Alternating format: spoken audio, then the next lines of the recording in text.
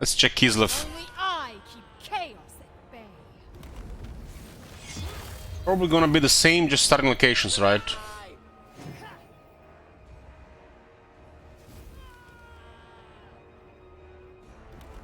Six control in the faction. Devotion generate 10 from successful Frostmaiden hero actions. Frostmaidens get higher rank and faster ice core training.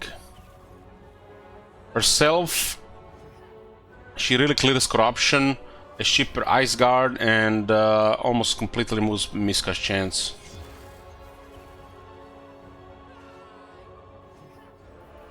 Starting with Kislev from the looks of it.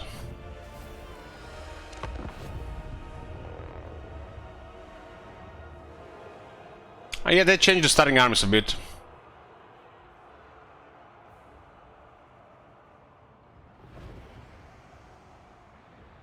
Pretty much the main change for the Warhammer 3 factions is the starting locations in Mortal Empires. Everything else is more or less the same, other than the new DLC stuff that added to the chaos.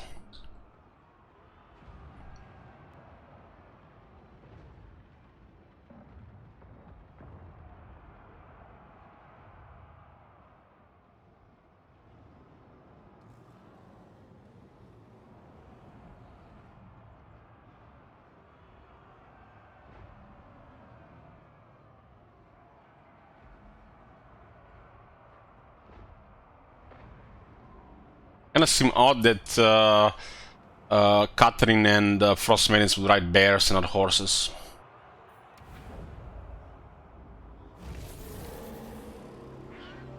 Oh damn, that Kislev actually got moved a little bit more to the east side.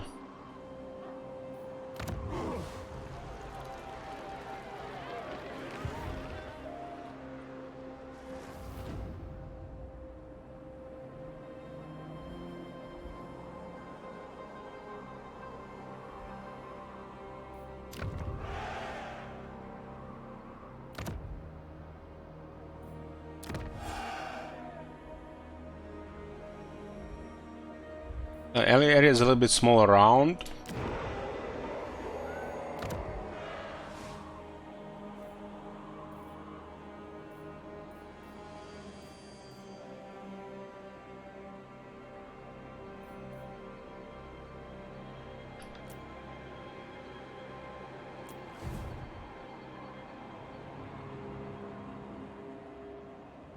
Tsarina Catherine of Kislev.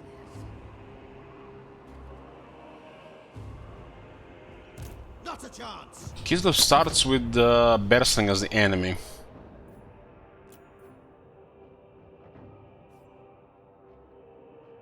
Tracking with 5 regions, damn.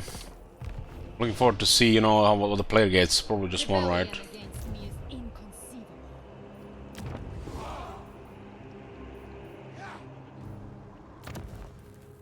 4 landmarks still in the game.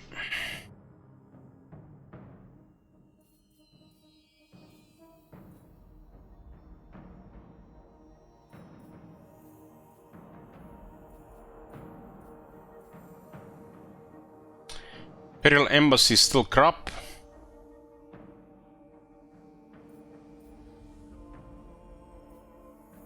Don't build this shit, guys. They might fix it one day.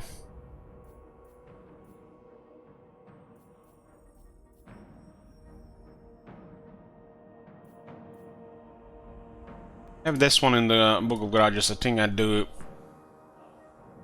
That one is a really bad landmark. And has 2 tiers in an important city.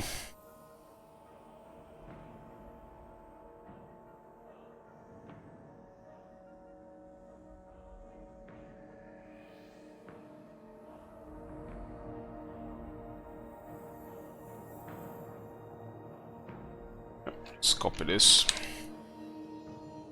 It's a really bad landmark.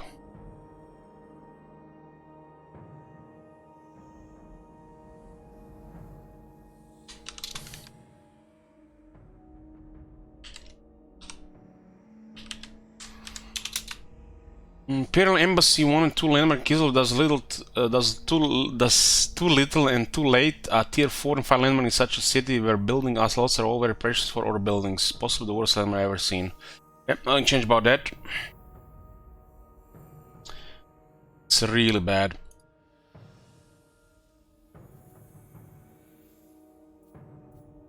Tier 4 and tier 5, this is utter crap.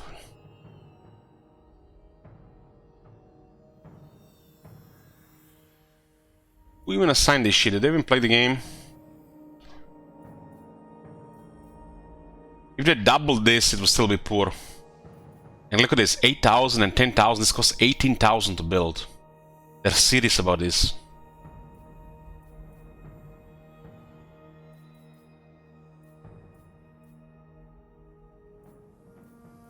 Well, I might change regarding other buildings.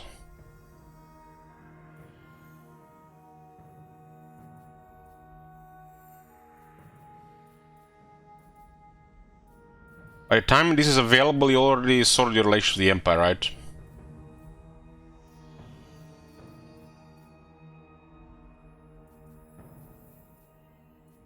Let's see the infrastructure buildings.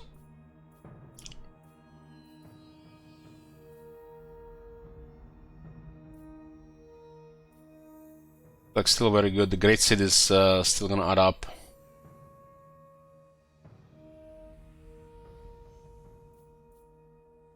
The city has 10 slots and it has 4 different landmarks and a resource. You cannot have stuff like this exist. First thing, it's dog shit. Second thing, there is no room for such dog shit.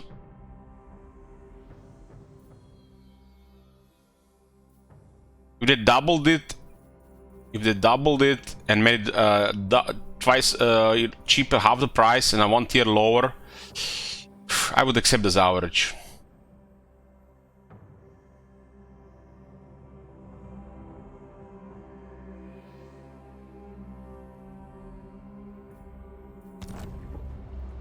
That's how bad it is. Born to rule.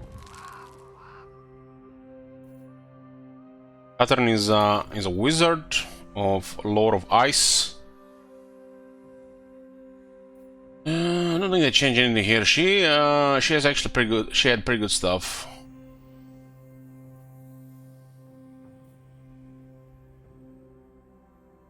Build a ward save here.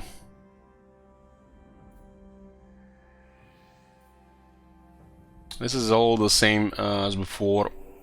The better one is still very good.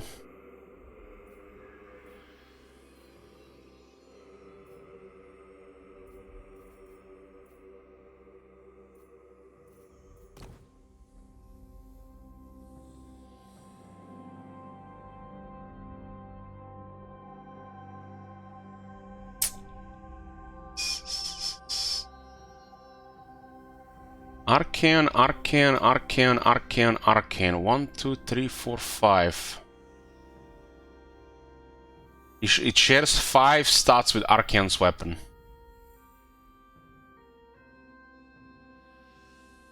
It shares 5 stats with Axe of Grimnir.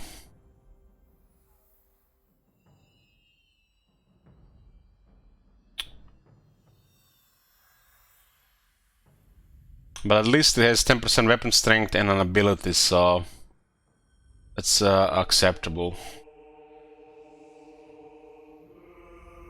Armor is pretty good.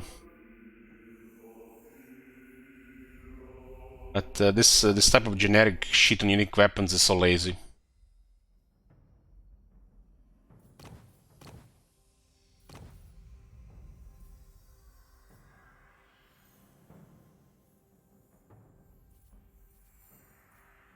This is gonna be a fun campaign to play.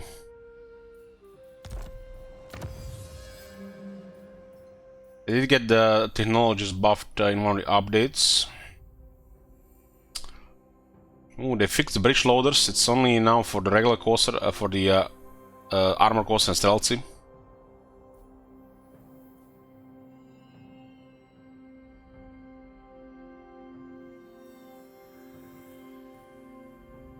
Yeah, weapon setting is just for the weapon.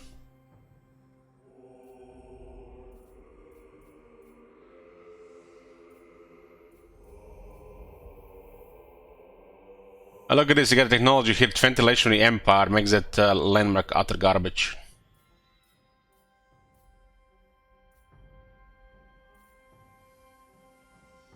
Reload time reduction plus 10% for Kislev units, just like all units. Armor piercing missile damage plus 2 for Kislev units. Range plus 10% for Kislev units. What?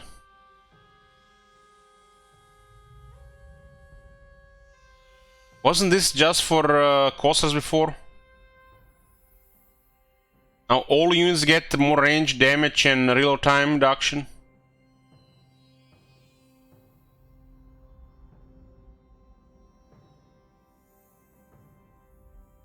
Why would you ever use the Tsar Guard when technologies like this exist?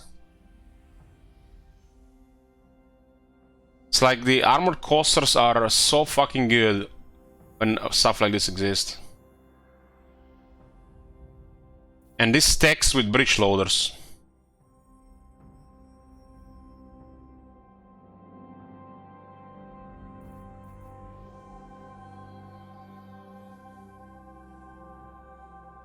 Starguard is not a bad unit, but variety and versatility beats specialty. And the specialty comes later. This actually works for the Ice Guard as well.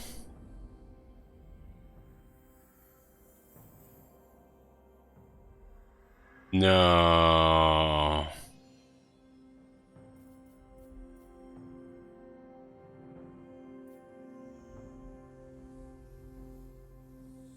No, I don't believe that. No, I don't believe that.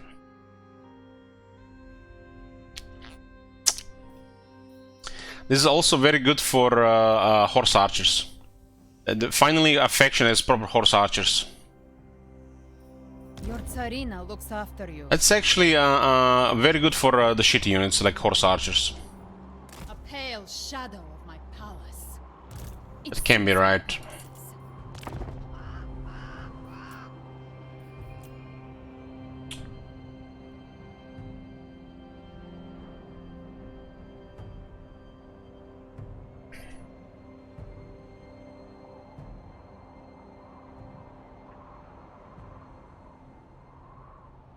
Just flat AP for the bows, that's OP. Ice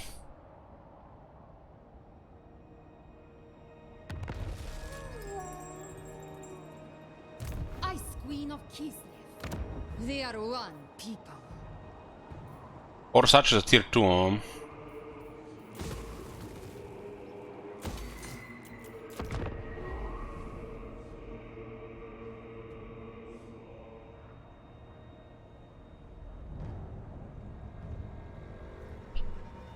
Stuff like this is good for the underused units, but it will stack with other stuff that makes you know, variety crap. But there's always that argument where you can say you don't have to use it, you don't have to you know, stack it, you can use other stuff. To those people I say, fuck off. It's not an excuse. Mistress of Ice.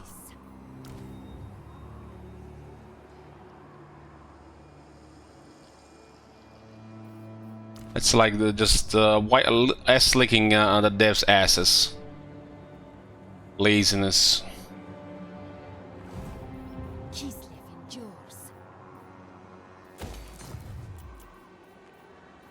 The Tsarina.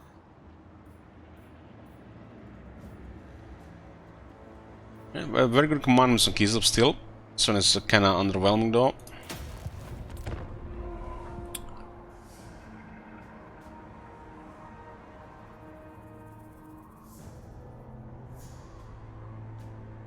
We haven't gone over the greenskins yet. We're gonna go over them today. We're gonna finish the rest of the factions today.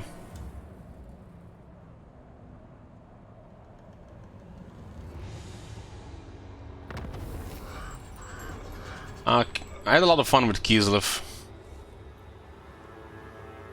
In 4 turns, Clan Molder deleted this. Holy shit. Ice Queen. Boar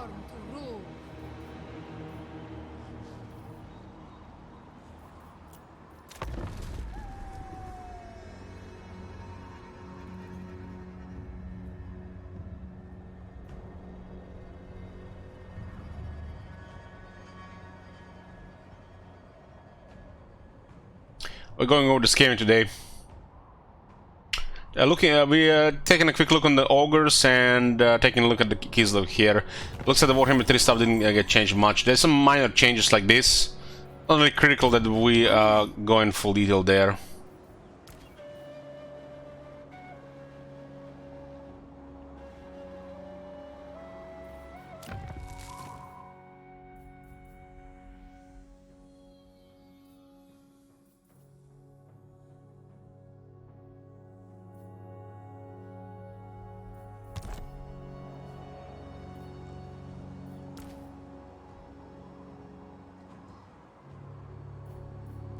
Well, this text actually works what it says here.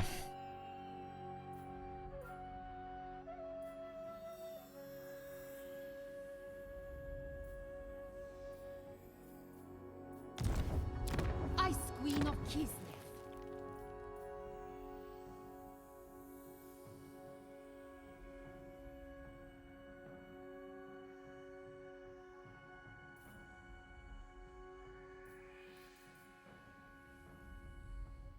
It's actually pretty amazing for stealthy. Stealthy are now better than handgunners and thunderers.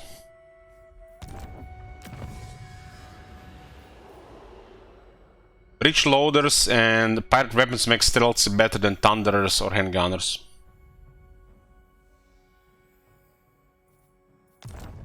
Well, people were complaining they didn't find use for stealthy. Now the stealthy are definitely gonna have a use. None shall question. It makes the armor coursers way too good.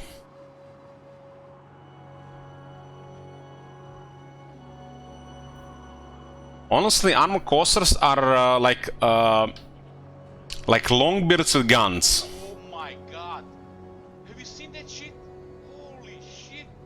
Imagine you have Longbeard's regiments in your army, but they also had guns. That's by armor coursers. Why would you use anything else? Why would you use thunderers? And why would you use other stuff, right?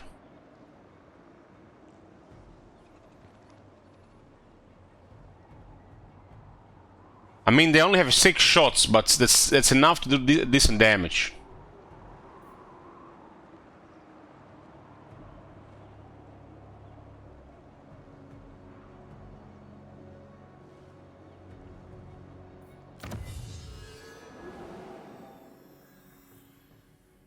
Armored coursers are overpowered. There, I said it. Make the Tsar Guard and the Streltsy slightly redundant, but there is still an argument to be made for flavor and, you know, you don't have to use armored coursers later on, you can just use those two. They are one people.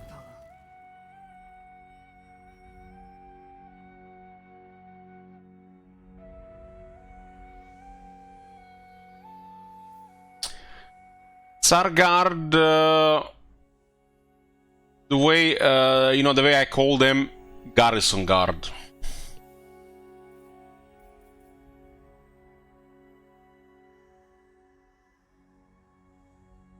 There's too much strength on these hybrid units to go for specialized units.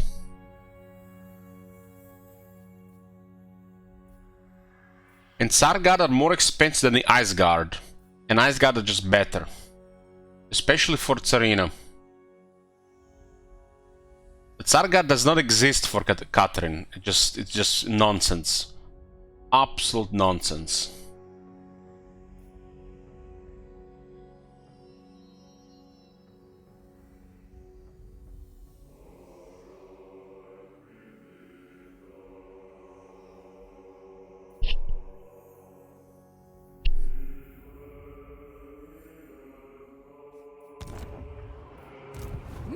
Not only the Ice Guard is an incredible unit, but she has it 50% off.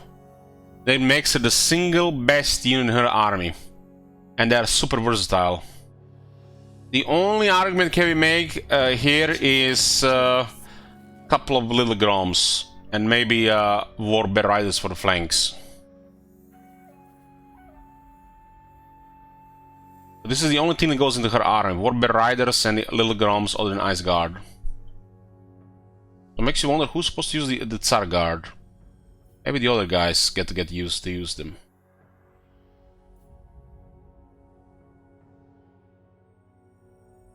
Well, I'm all for flavor. These units do not work for Katarin's army for sure. I mean, you know, Katarin is a highly specialized, right? She's a Ice Lore, and Ice Lore goes amazing with range. Bonkers.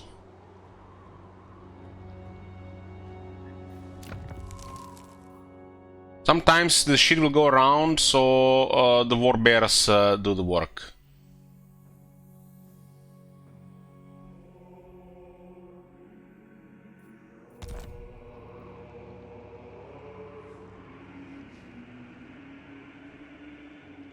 Hey guys, hey Gal, hey Tiny, hey everybody. I like Katarin a lot. And Kislev is pretty good. A little bit over the top, but I enjoy it.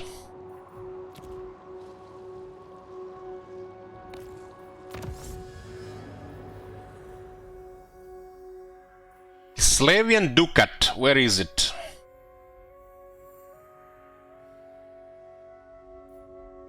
Income from seller billings plus 20%, huh?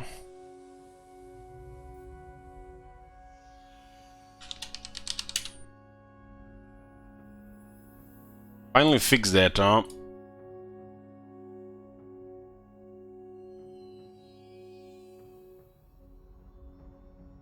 Well, put it fixed here as well in the Realm of Chaos.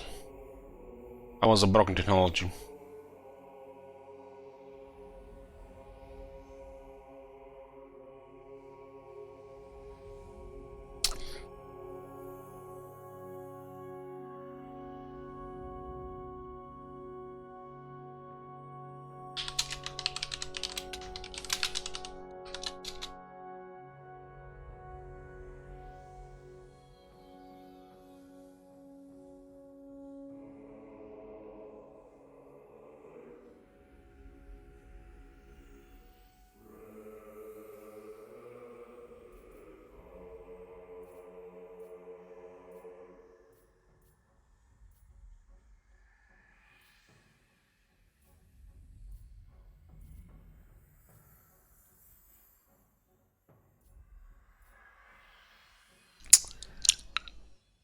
Breach loaders, pirates, weapons, siege mentality, Streltsy arsenal. God damn, man, Kislev has the best guns, boys. I kinda like this, cause otherwise Streltsy not gonna get really used other than anti-large docker.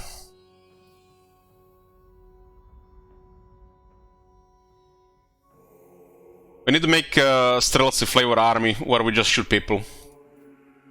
It's gonna be planned for next season campaign. It's a unit you don't really need, but you can definitely make work. Kinda makes sense that we get extra stuff because the campaign battle skills are a little bit lacking because most of hybridization. But Streltsy look amazing now. They were a little bit underwhelming compared to Armor Coasters, while they still had their use being a you know, good anti-large unit.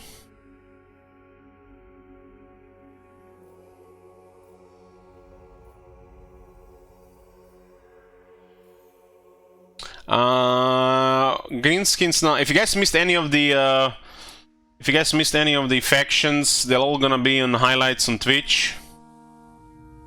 And also on YouTube. Hold on. This. You can see the videos here, and you can see highlights. You can see all the factions if you missed any of the factions. And this shit is also gonna be on YouTube if you guys missed it. It's not like a massive video, you know, where you have to look for it.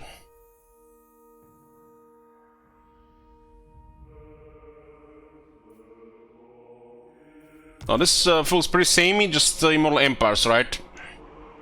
Kislev is pretty cool.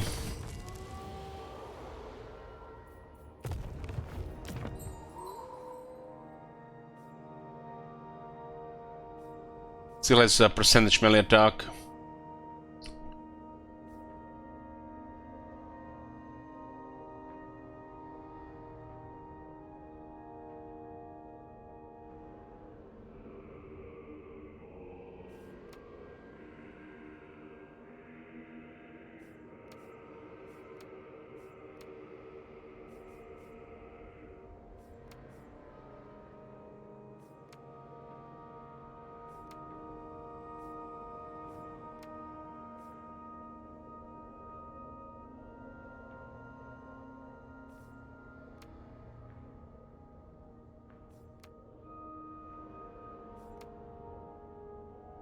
Wasn't there used to be an elemental bear summoner from this? Rather bear is still a bit lacking for 17 seconds, they nearly double this duration. It's not just that issue with that, it's issue with a lot of these skills.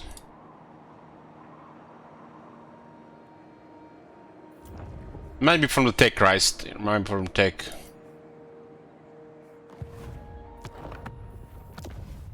Well, no surprise here for the Ice Court.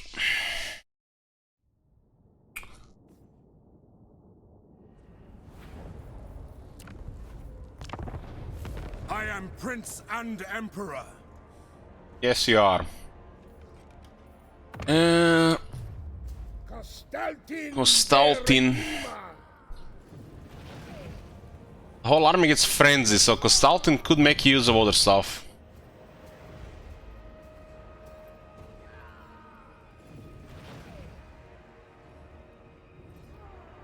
Frenzy in the whole army is pretty good stuff. This is the other Kislev faction. The Great Orthodox, the Patriarch side of things. Strange faction effects, to say the least. But it buffs the garrisons and the Patriarchs, and that's good enough. All the fake friends for the whole army, that on itself is good enough as well. Nothing special really, but you know, still good enough.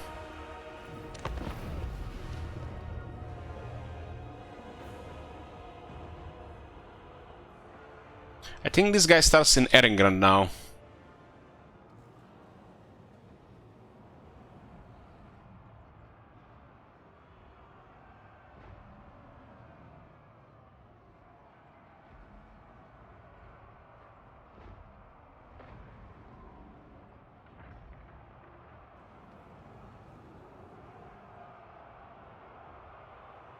Kislev garrisons are pretty good, they work well, and when you buff the other units as well, they're very reliable. Very rewarding to win those fights with the Kislev garrisons. It was one of the most rewarding experiences of Warhammer 3 Realm of Chaos campaign.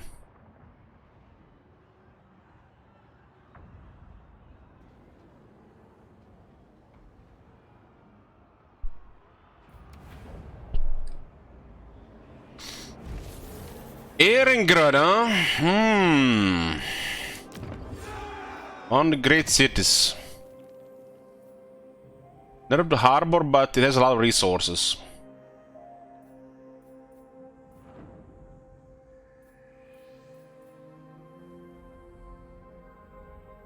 The Temple of Manan is cool now, especially for long campaigns.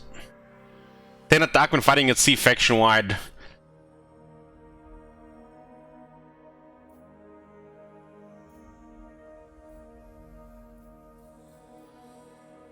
This is also very expensive gold sink as well.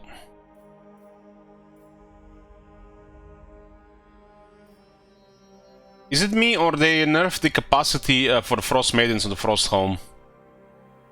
Didn't there used to be like more capacity? 3 tiers, it's kind of crappy now. We still get the recruit ranks. I think this used to be higher capacity for the Frost Maidens.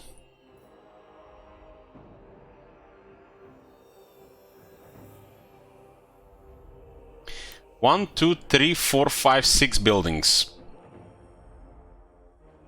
They could have made these regions 12 slot. They kinda need it. I think the Kislev Great City should be 12 slot, considering the amount of landmarks.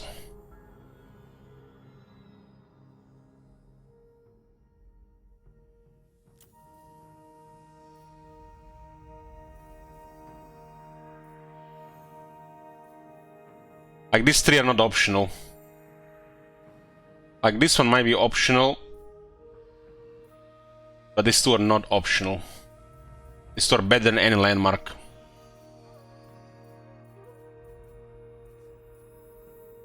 I guess you can recruit elsewhere.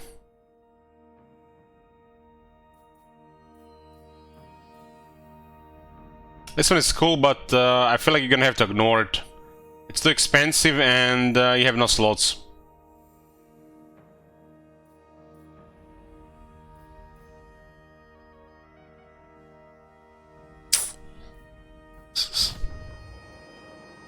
Patriarch of Kislev.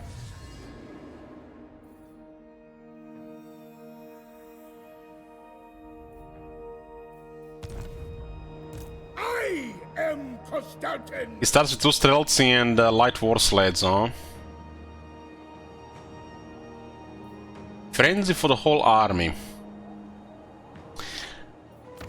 If this works on the horse archers is actually good. Kislev's might grows.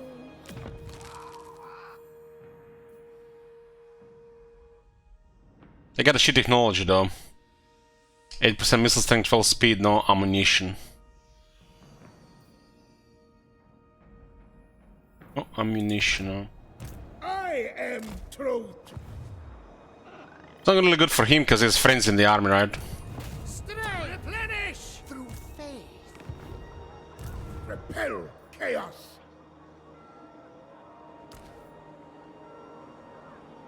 His frenzy is kind of wasted on most range, especially horse archers, which is not a hybrid unit. Kneel to Ursan.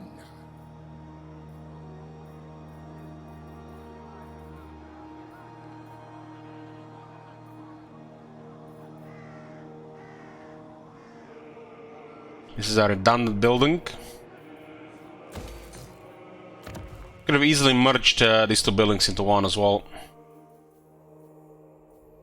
1, 2, 3, 4, 5, 6, 7, 8, 9, 10, 11, 12, 13, 14, 15, 16, 17, 18, 19 buildings, but only 10 slots. How ridiculous is that?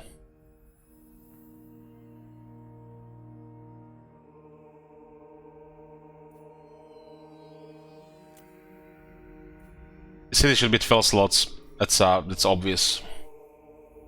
That's obvious as fuck.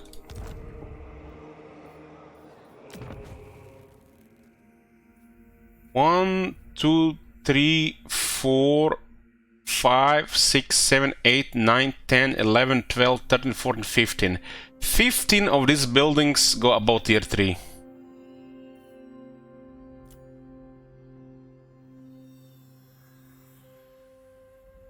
Now that's clear that this should be different. There's no reason the city should not be 12 slots.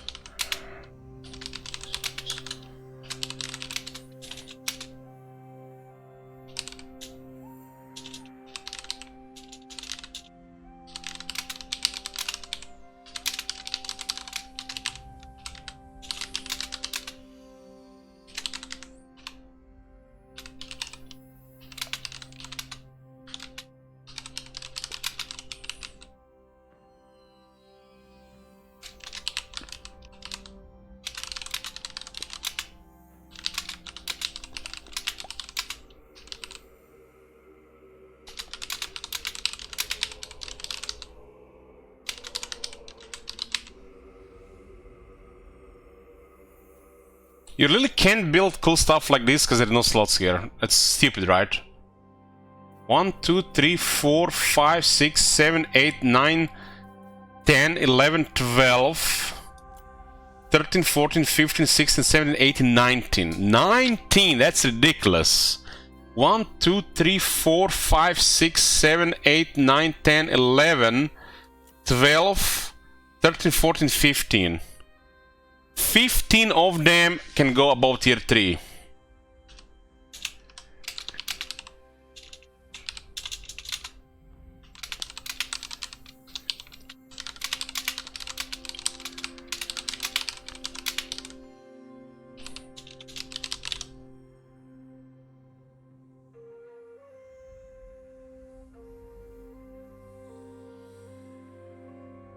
I skipped some. 1, 2, 3, 4, 5, 6, 7, 8, 9, 10, 11, 12, 13, 14, 15.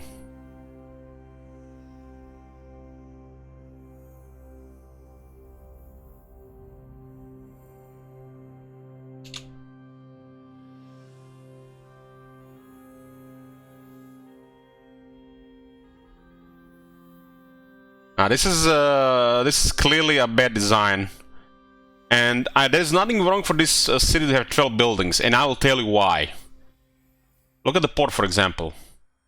4,000 tier 2, 6,000 tier 3, 8,000 tier 4, 10,000 tier 5, 18, 24, 28,000 gold just to get this to tier 5. 28,000, that's port alone. 4,000, 8,000, 16,000, 6,000, 8,000, 10,000, 6,000, 8,000, 10,000. These costs are ridiculous. Of course, you can lower them. 5,000, 10,000, 5,000, 10,000. This is more realistic here. You could lower costs. You do lower costs with guild districts. But it's clear there should be 12 slots. There is a core building, leaves 9 slots. There is a port, hard-coded, leaves 8 slots. 3 landmarks. And a resource. It's kind of sad that you have to consider not to build this, because you will not have other options. And then you have buildings like this, and buildings like this, which is even insane to consider. And on top of that, you have building like this, which is almost impossible to consider, considering the options. And then you can't build any advanced military really here, and you have to do it in another city. Maybe one of them can go here. And this building increases capacity in Frost Maidens. It's kind of mandatory.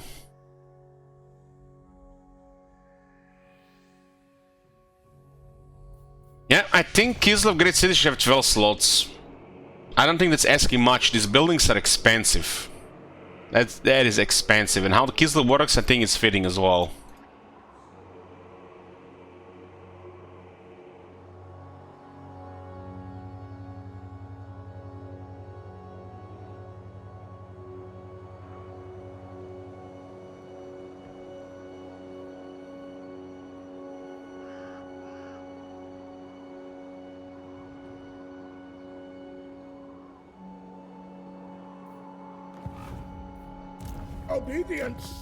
For some reason they gave Kistalden pretty impressive stats.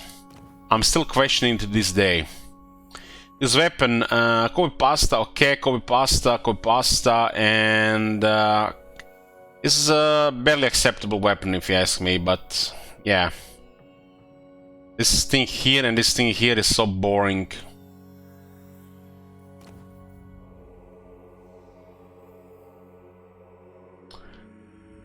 Searless new video. Or we added. Heck, hold on. There was actually something else as well that we didn't see. I'll actually check that one and this one. Let's take a break from Kislev here for a few minutes and check this out. This one was released before the Champions of Chaos launch trailer. We haven't seen it a few days ago. Let's check it out.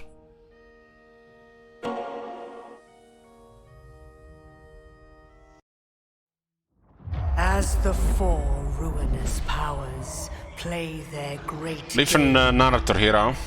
so too must their champions.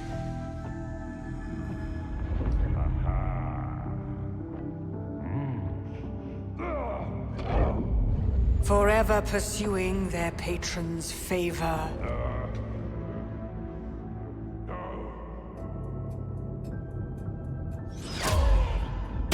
To be favored is to This one be is cool. blessed. Oh my god. Have you seen that shit? But others will always come, Eh, she's no sleep. seeking to claim their prize.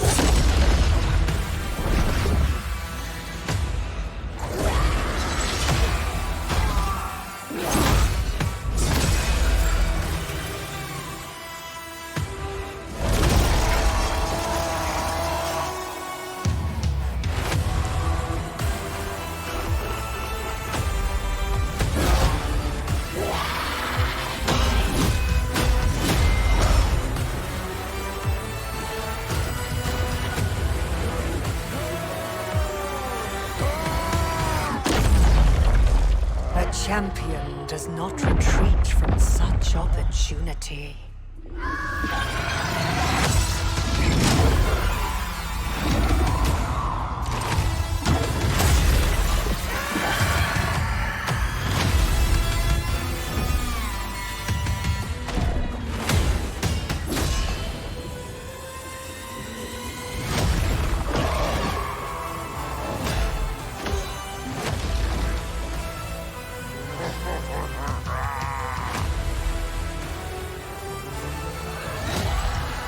Champions of Chaos. Where is the real champion? Archaeon.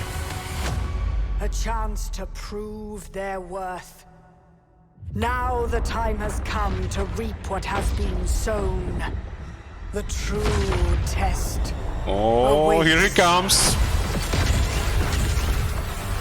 As the real champion.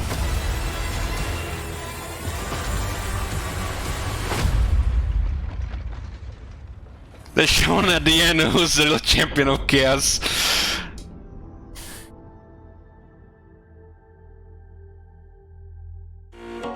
What is this one? Endgame scenarios, huh? Do we watch this one 6 minutes?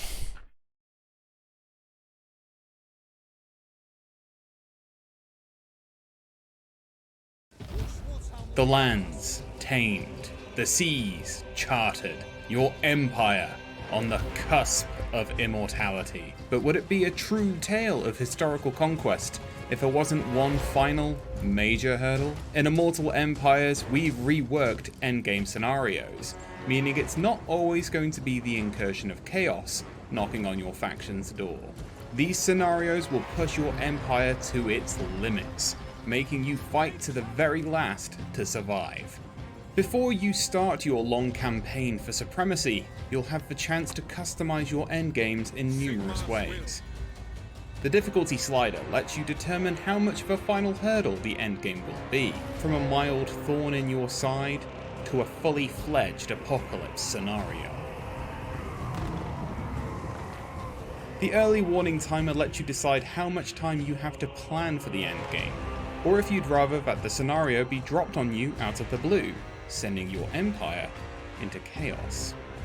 Next up are the triggers for long victory. They're basically explaining how it works. These can determine whether you want the endgame scenario to trigger when you hit the long victory, or if you want Also the pretty endgame clear. scenario to trigger within a certain time limit of turns, which you have the ability to set. Or alternatively, you can use both of these. So if you wanted to trigger the endgame between turns 10 and 20, either out of some lust for challenge, or out of some morbid curiosity, you can do that.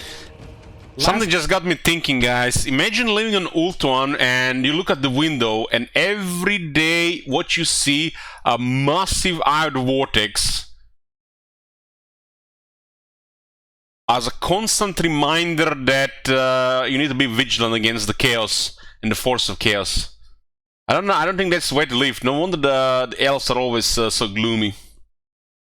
Like, you wake up in the morning, you get some coffee, get the window, and there it is. a fucking hurricane out my window every single day. God. Have you seen that shit? Holy No wonder they love wine. what the hell?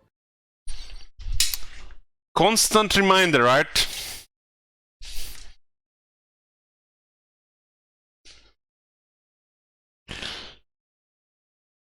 There are the scenarios you can pick from, selecting either one of these to guarantee that end game, or a collection for the game to choose from to spring on you at the end. Let's take a look at these final major challenges.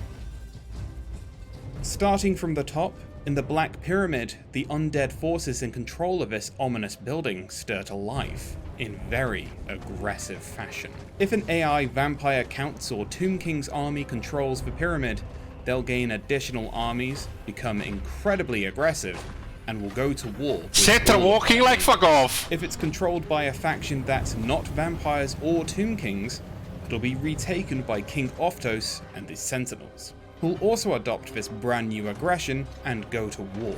The only The Tomb way King's to press invasion. uprising of undead is to take the war to the pyramid, claim it for yourself, and fight them back into the ground.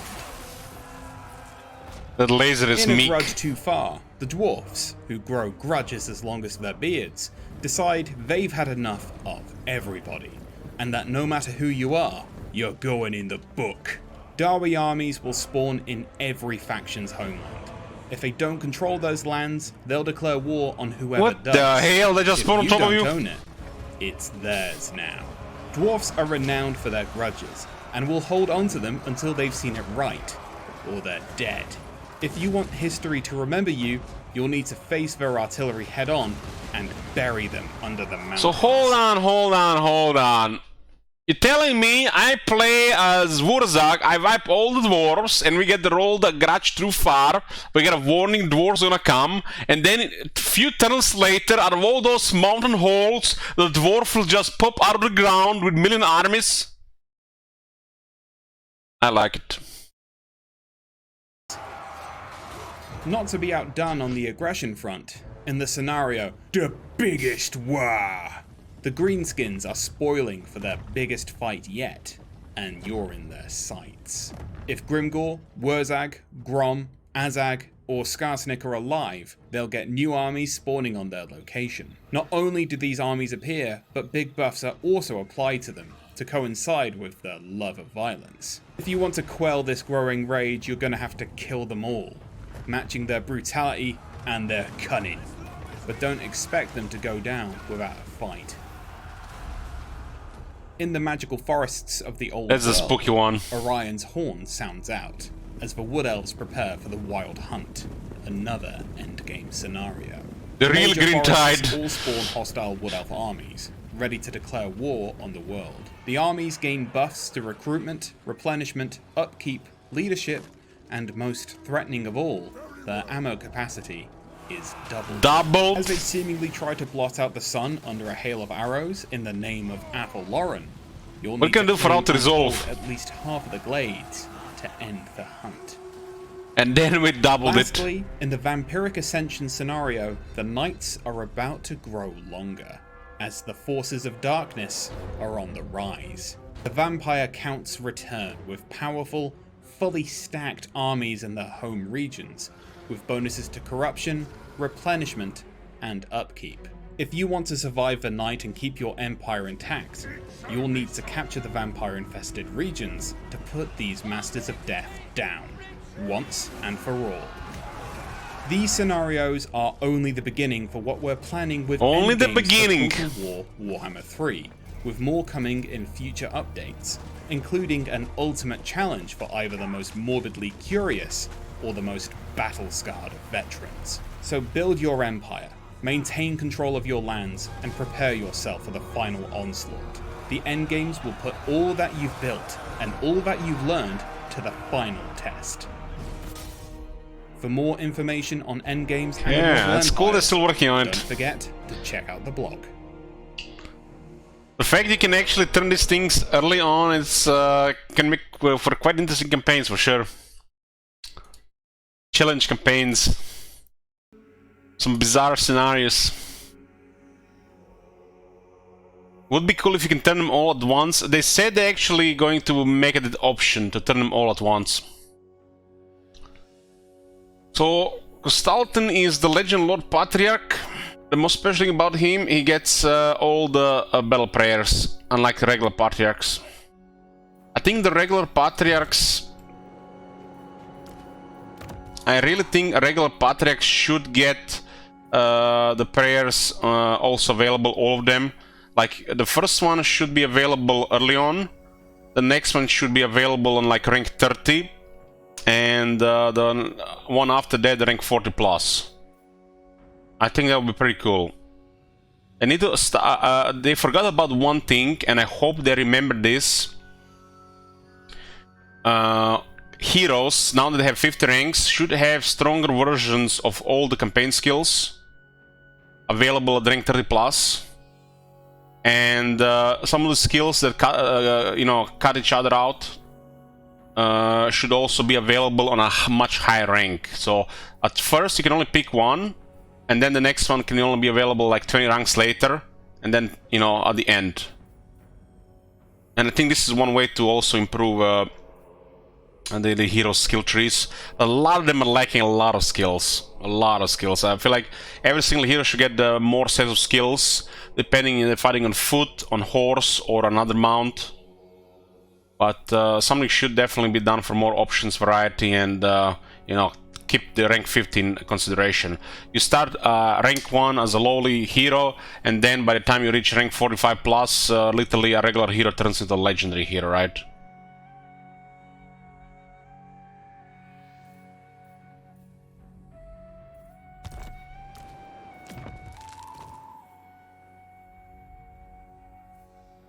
A strong man.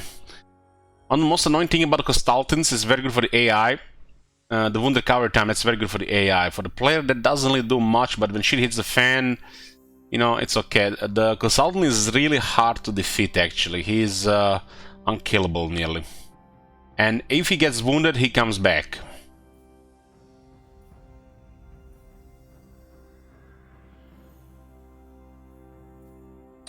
Honestly, the way they built Kostaltin, they made him excellent for the AI and not very exciting for the player. As an AI lord, Kostaltin is one of the best, I would say. But as the player lord, well, he's still a cool character. I think some of his skills could be done better, because there are skills that help the AI. Let me just show you what I mean. Like, wound recovery -2. That is a very good AI buff. As a player, you're rarely gonna have your Legend Lords get defeated. Even if that happens, more probably gonna have it more than once or even twice. So even if it happens once or twice, sure. But for the AI, and when they build up a larger empire, their Legend Lords are cowering, they can actually stabilize faster after a setback and recover. So stuff like this helps the AI. Stuff like this makes the AI actually quite stronger. And there's also stuff like, for example, this. So when he gets back, not only he gets back faster, but to recover his army, he might just recruit a new army much cheaper and faster. So it's for the AI stuff and against setbacks. He actually has like a safety net against the setbacks, which is not really that exciting for the player, if you ask me. But for the AI, it makes an excellent AI lord. In battle, he's really hard to defeat. He can have really serious healing. He has the Courage of Sacrifice like the other Patriarchs, and he has this. If he drops to low health, he just won't die. No, he just don't wanna die. If you add a little bit more health on him, if you add the resistances, yeah, just forget you're gonna kill this guy. So every time he drops to low health, he just won't die. It's one of the strongest heals in low health. So stake health and laugh as they try to kill him. On the bear, he has 6100 health. He has a strong man for additional 20% health. Has another 15% health here. Clan Molder is close for another 10% health. And you can get Gourd Range for another 20% health. Yeah.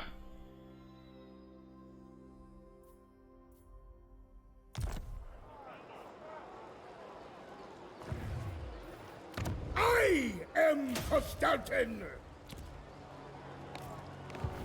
Only I. Bread throat. Truth. Let's see if this works on horse archers. This could be a cool to consider for the future, but guys, I don't want to say it out loud, cause I'm gonna, you know, invoke the boogeyman and the elephant in the room. I'm just gonna say one word. Sleds. Let's see this shit.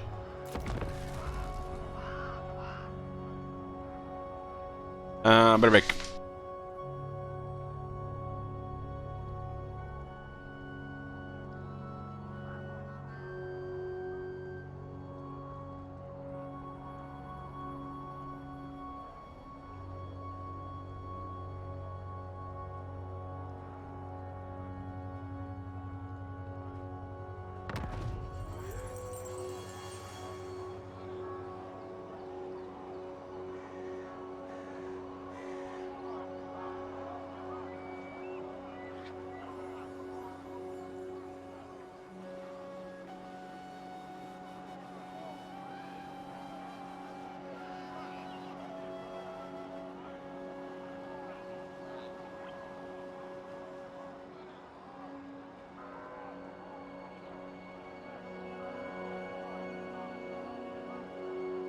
Okay.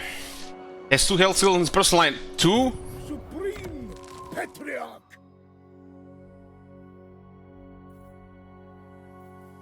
No wonder this guy don't want to die when you fight him.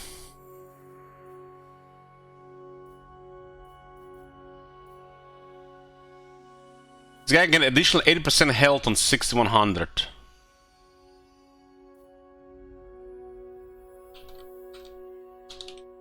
Let me just calculate this.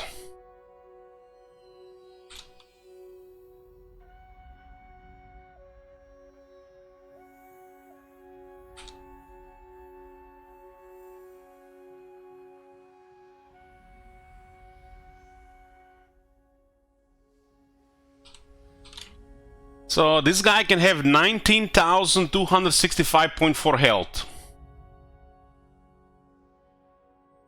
Sounds good. 19,000 health.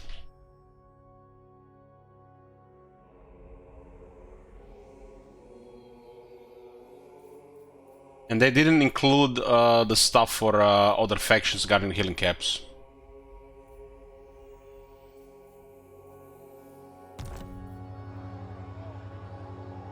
Let's see if that works on the horse archers.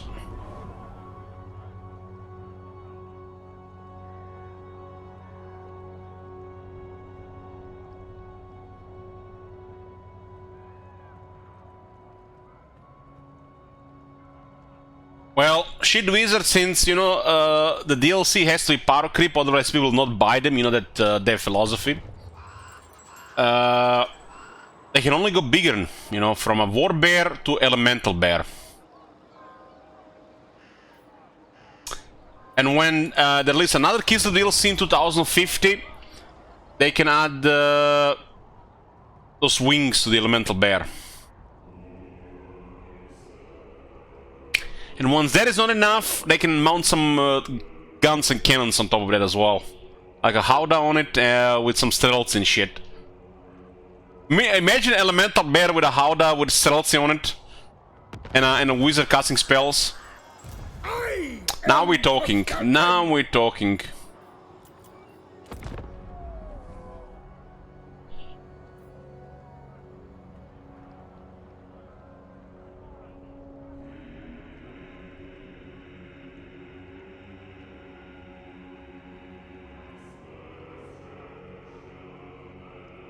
Let's see if that shit works on the horse archers.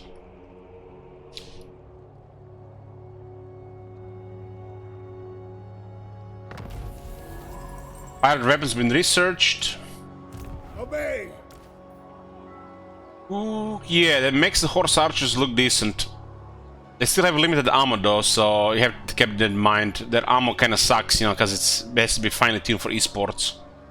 No battle skills for ammo.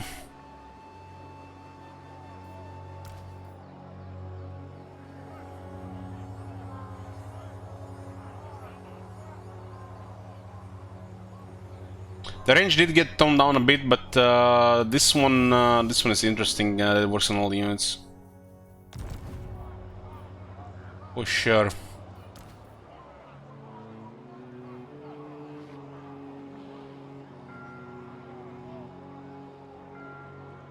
Well, a little bit samey here, different lore, different star, but some competition here, right?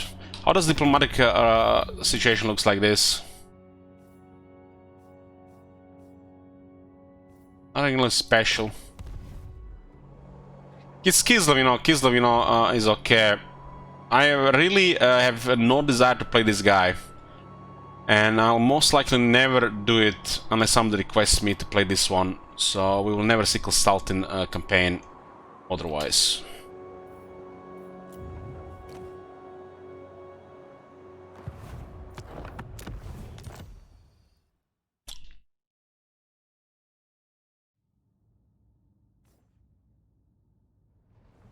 Edit pool.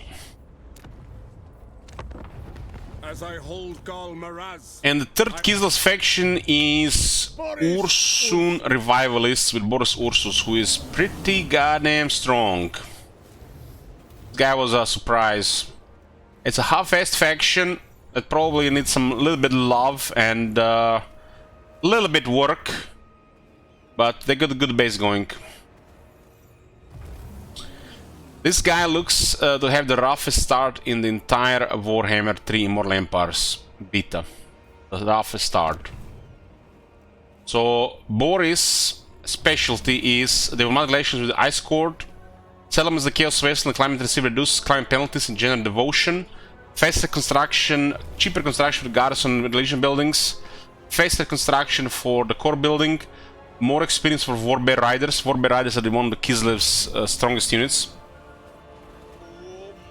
He has minus 50% upkeep for the Warbear Riders, which tells you this is gonna be his main unit. Plus 7 leadership when fighting against Warriors of Chaos, Demons of Chaos and Norska for the whole army. Plus 9 attack when fighting against Warriors of Chaos, Demons of Chaos and Norska for the whole army. Keep that in mind. This goes on the Warbears as well. And the Warbears can get Frenzy from technology. And this was one of the strongest auto-resolve units that we've seen while the auto-resolve was at its worst.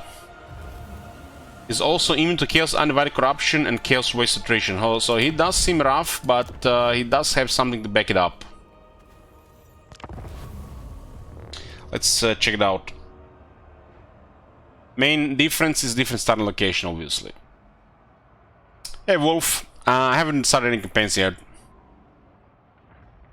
But I've been loving going through the changes in the last 3 days. We already done over 22 hours of checking. So I should tell you something. 2 days, 21 hours. It's a display bug on the starting army.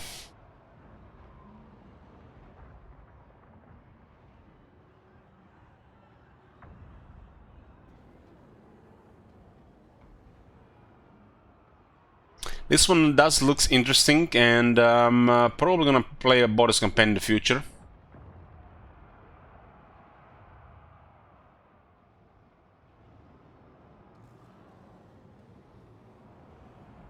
Now that we got the Immortal Empires back, the Sellout campaigns are also back on the menu as well. There's a lot of potential here for shenanigans. Boris Ursus. So he starts with 2 Warbear Riders.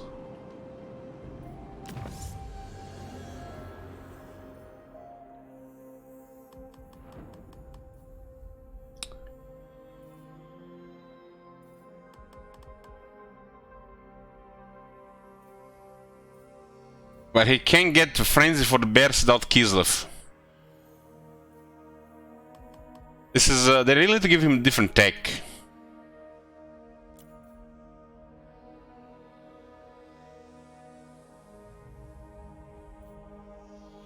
So what, you want to confederate the ice court?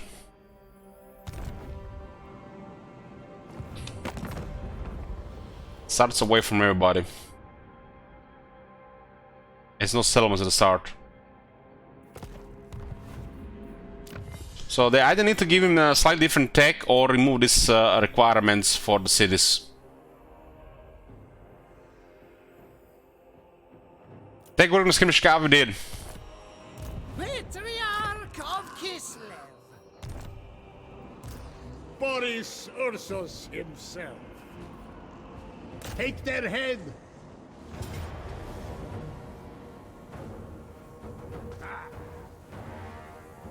Two Tsar Guard as well, that's cool. He has a really cool starting army, I would say. Starting army seems the coolest of all the three Kislev leaders. He's also a pretty strong fighter. Anti-large specialist, starts with magical attacks and frostbite. We are Ursun's claws. Look at the war bears. Kislev can use more hands. I follow the bear. The bear is with us. It is Kislevite now. It looks like the war bears are even strong now as all these days. Boris So the Ursus. Tower of Torment is capital now.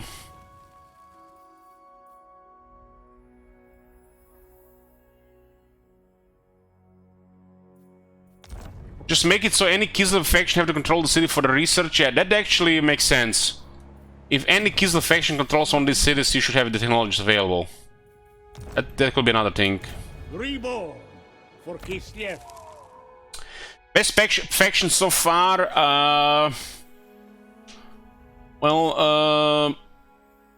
from the looks of it, I'm most impressed so far with Sylvania, Isabella, Shadow Legion Be'lakor, and followers of Nagash Arkan. That's so far from what I'm seeing, those are the most impressive ones.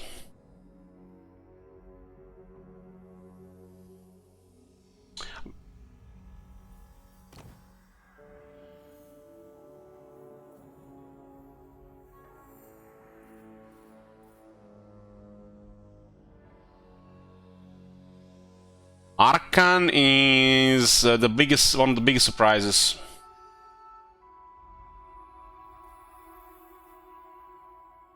It looks like one of the best Tomb Kings now. But all the Tomb Kings got good stuff. Like Tomb King, the undead so far got huge stuff. Like they should.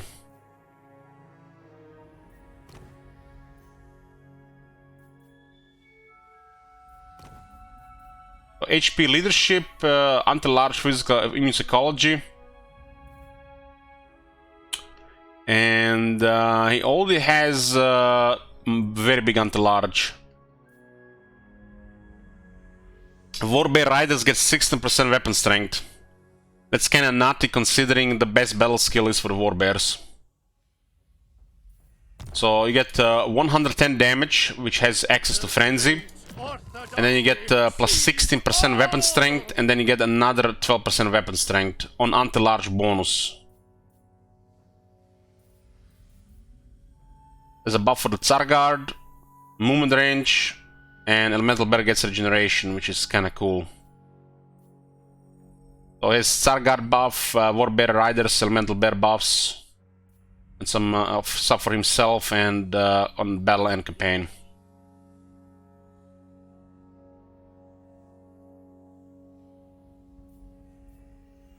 Right now, the only thing we need to see about Arkan if they fix his melee range on Chariot. If they fix that, Arkan looks amazing.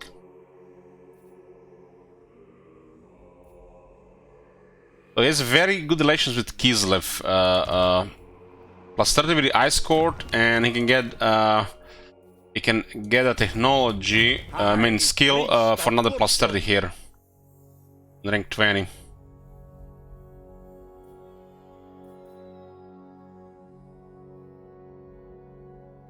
This is gonna be cool for him as well, huh?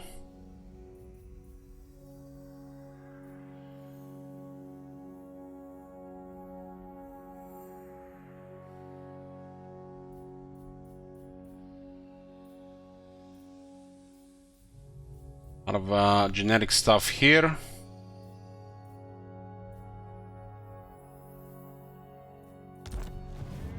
Unwavering duty. Replenish. Boris Ursus himself. 17 extra from the Patriarch. Patriarchs go well with his army because he favors melee. It was interesting how this auto-resolve nearly killed the Tsar Guard, while the armor costers haven't been taking damage. It treats armor costs and range units, which kind of causes imbalance in auto-resolve.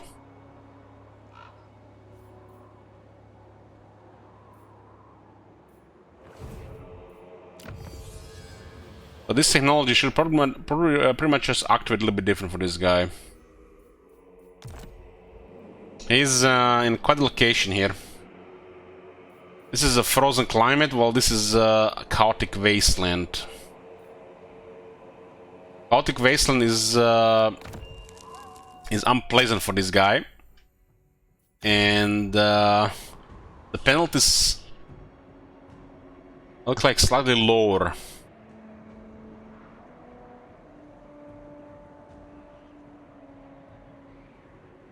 And he gets devotion by holding Chaotic Wasteland. It's 4 devotion. With his devotion, he can support either one of these and still get the invocations.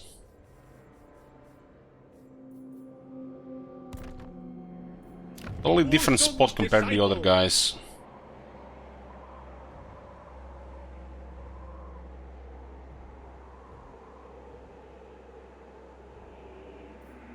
This is definitely interesting, and Boris is a cool character. You know, I like the fighters like this, and you do start with 2 war bears, and the war bears are not only strong in the battles, but also auto-resolve, which makes a more convenient campaign. Lowers the tedium.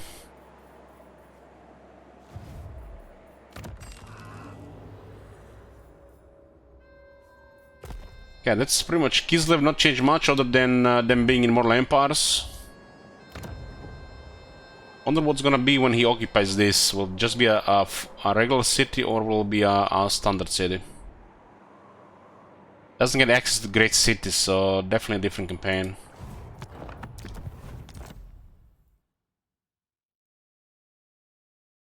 I forgot to check one thing here. I'm getting ahead of myself.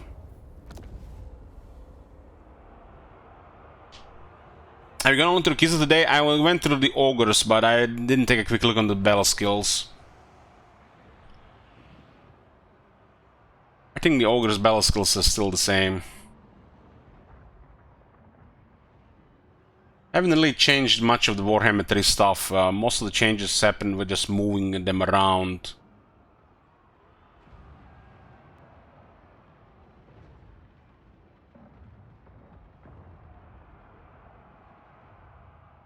His weapon was a little bit lacking, what I remember. A lot of copy pasta with this stuff.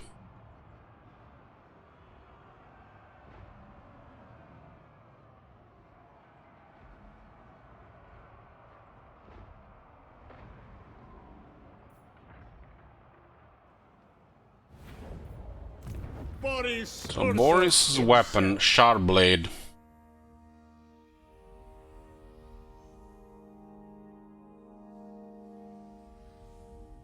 -5 corruption along a province, -10% recruitment cost, 6 attack magical attacks.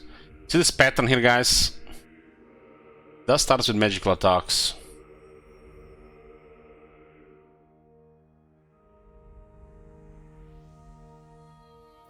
It's 25 anti-large, gives 24 another anti-large here, and then the weapon gives 12 anti-large.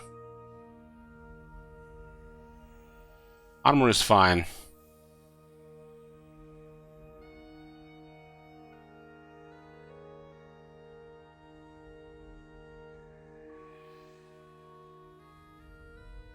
Gonna note this one here. They have a weapon item category, but this looks like more generic crap.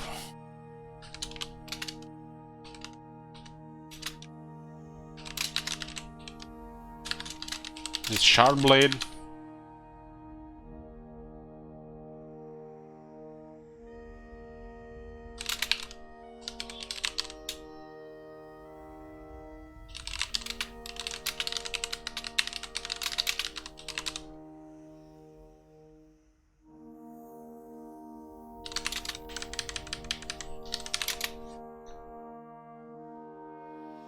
is like pretty much the same issues with all these weapons.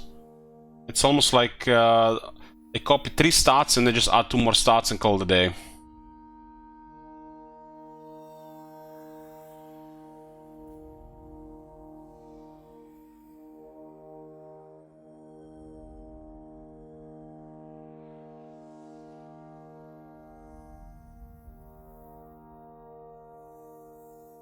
If they add if it had some weapon strength instead of magical attacks, like I don't know, 10 weapon strength, I guess it would be acceptable as a weapon. This is like so uninspired and just copy past everything. Might have someone really cheap request army cost with his set bonus though. It's still usable because of massive anti-large, but this blue weapon is gonna be better than this. And it makes it bad for the set and bad that you have a purple item not doing anything.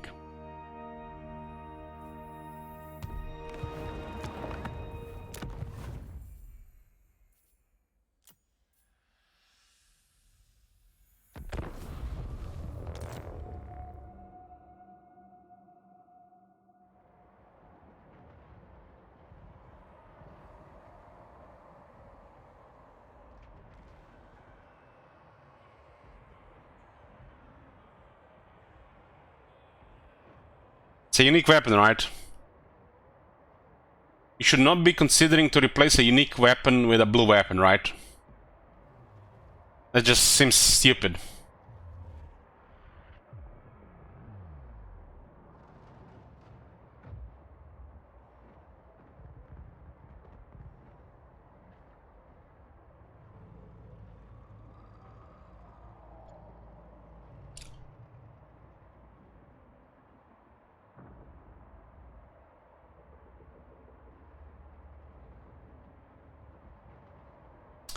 Master Moon's Pride, Looper.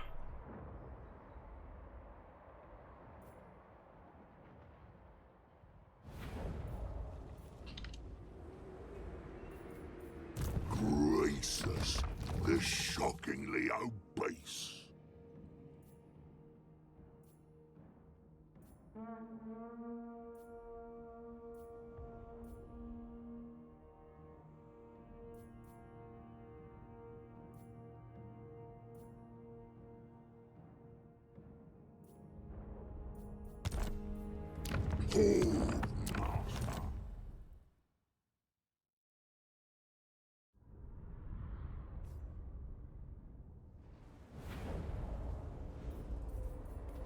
What was the name of the Gromberdal's weapon?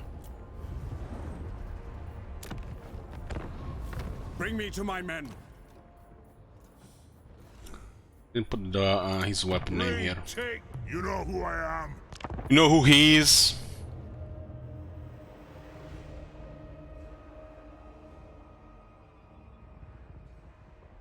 I'm just saying a unique weapon or a legendary weapon on a legendary lord, no less, should not be weaker than a blue weapon. That should just not be a thing.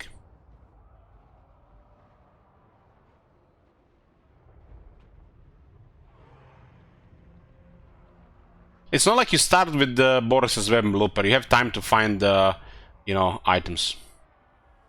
But yeah, you might have a couple campaigns without even seeing that one.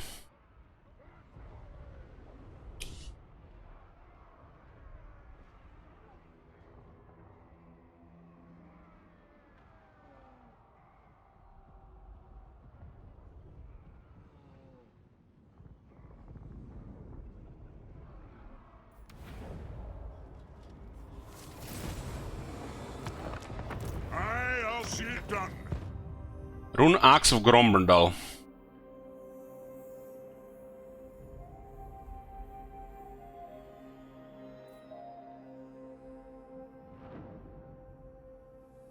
They made a lot of these weapons quite shitty the moment they started adding magical attacks on everybody. It used to be, these weapons used to be acceptable until they started adding magical attacks on everybody.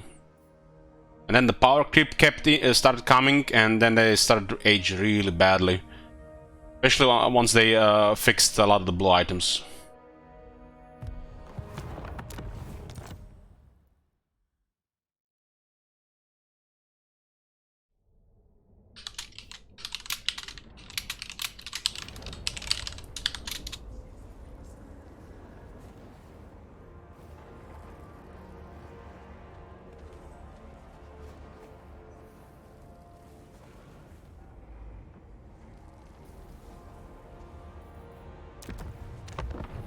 as I hold Gal Maraz.